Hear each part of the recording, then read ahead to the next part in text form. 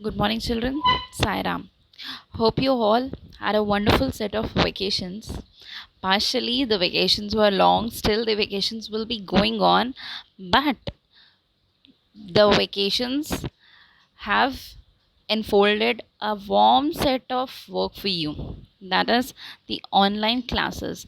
We are again back for you, and we means the teachers as well as the students. We all are going to work efficiently, properly, and we'll be studying together so that we do not waste our time and we do not suffer the consequences of the pandemic session. Okay, children. Now, today I'm going to teach you a poetry. Okay, before starting the poetry, this particular poem, I want to ask a simple question to you. How much do you value laughter? And one more question, that do you like to laugh at funny things? How much and with whom? Children, laughter is the best remedy. As Charlie Chaplin, the famous cartoon character, the famous humorous cartoon character, conveyed this message to the public that life is a combination of laughter filled with sorrows and sorrows filled with joy. That means life, there is nothing permanent in this life. Everything is sorry, everything is temporary. Anything can change any moment. So the only thing you have, or only two assets you have with you, is first your smile, and second is the laughter. The quality time spent with your friends, with your relatives and your close ones. Okay, this was a basic introduction to this poem. First of all, let's pronounce the name of this poem by C.J. Dennis. The full name of this poet is Clarence Michael James Stanless Dennis. Okay, and in short, it is C.J. Dennis. Taking the name from the textbook only, it's C.J. Dennis. This Australian poet is well renowned and acknowledged for his humorous poems. Humorous means pertaining to humor, that is funny, worth laughing. Okay, but which poem? The poem is Try Anti Wanti Gongolo. I repeat, Try Anti Wanti Gongolo. I repeat again, it's Try Anti Wanti Gongolo. Though the name is tricky, but it's really funny. Let's find out what is this Try Anti Wanti Gongolo about. There is a very funny insect in that you do not often spy, and it is not quite a spider and it is not quite a fly. It is something like a beetle and a little like a bee, but nothing like a woolly grub that climbs upon a tree. Its name is quite a hard one, but you will learn it soon. So try, try anti-wanty gongolo. It lives on weeds and leaves and has a funny face. Its appetite is hearty and it manners a disgrace. When first you come upon it, it will give you quite a scare. But when you look for it again, you find it is not there. But when you look for it again, you find it is not there. And unless you call it softly, it will stay away and mop. So try, try anti wanty gongolo. Repeat with me, children, the name of this insect. Trianti wanty gongolo. It trembles if you tickle it or tread upon its toes.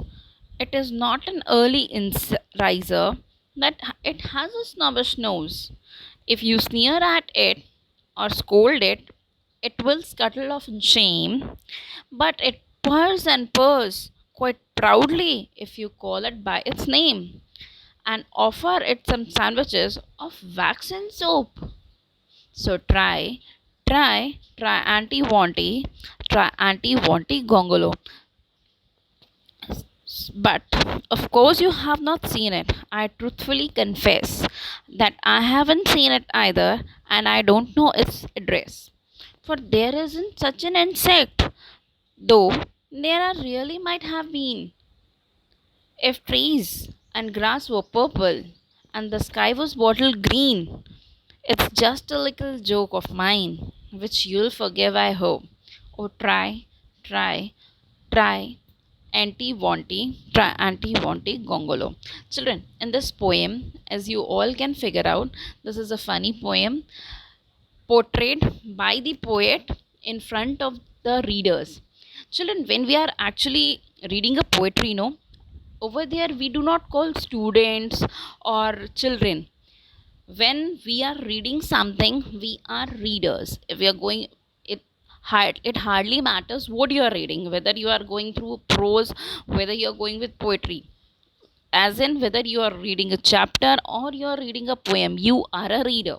So when I address with these lines that readers, it means it is portraying, it is actually for you itself, that you are the readers, I am the reader, and we are the readers. So the poet, that is C.J. Dennis, he has portrayed sorry, has portrayed this poem in a humorous form. I repeat, in a very humorous form. See, can you think of an insect who is critically so different from the others?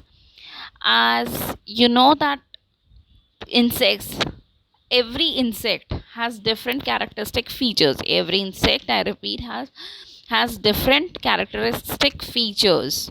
Similarly, this poet has this poet, that is C.J. Dennis, has portrayed this particular insect in a very different manner. Taking the first paragraph for explanation for today, there's a very funny insect that you do not often spy, and it is not quite a spider, and it is not quite a fly. It is something like a beetle and little like a bee, but nothing like a woolly grub that climbs upon a tree. First of all, the rhyming scheme of this poem is AABB. I repeat, AABB. Rhyming scheme. What is the rhyming scheme of a poem? See, when we are reading a poem, the particular rhyming, that is the matching of the last words, the synonymous sound pattern of the last word of the last word of the line with another last word of the line specifies and marks up for the rhyming scheme of the poem. In the first stanza, not paragraph, I'm so sorry, in poetry you call it as stanza, and paragraph is for prose. The poet describes this little insect that it might spy on you. It is different from the others, and it is not quite like a spider, and neither it is neither like a spider nor it is like a fly. It is something like a beetle and little like a bee, but it is not a woolly grub. Now woolly grub means it's not a mushy. What is woolly? That is consisting of wool. Okay, woolly grub, that is larva of insect, which is very soft and appears as if a small bundle of wool is moving. Fine. So woolly grub that climbs upon a tree. Its name is quite a hard one, but you will learn it soon. So try anti wanting gonkolo. So in this particular stanza, the poet has given you the introduction of the insect, how it appears, what he is, the insect is like, etc. Thank you, children. I'll continue with the explanation of the next few stanzas in the next class. Thank you. Sai Ram.